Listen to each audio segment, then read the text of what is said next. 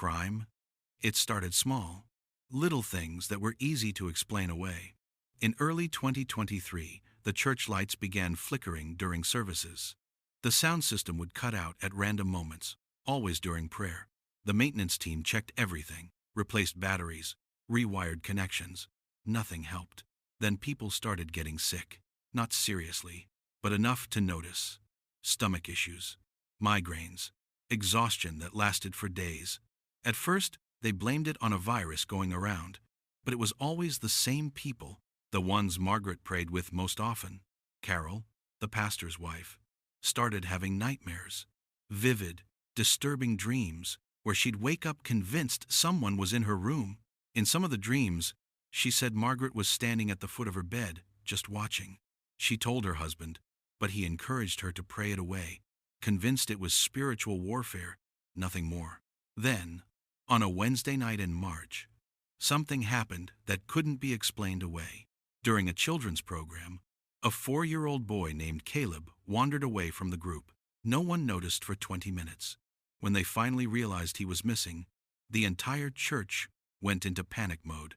They searched everywhere, called the police, checked the parking lot, the woods behind the church, the nearby homes. 4 hours later, Caleb was found a mile away, near the edge of the woods, sitting on the ground, completely calm. When his mother asked him where he'd been, he said a nice lady called him.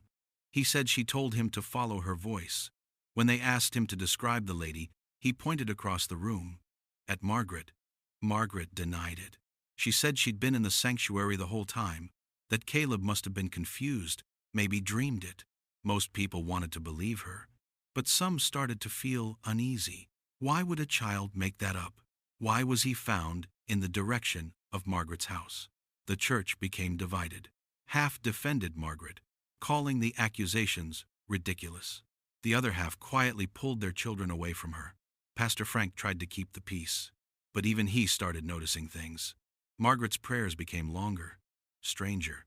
She'd use words he didn't recognize, phrases that didn't sound like any theology he knew. One Sunday, during communion, she whispered something under her breath that made the woman next to her freeze.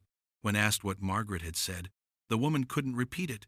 She just said it didn't sound like English. Then came the night that changed everything.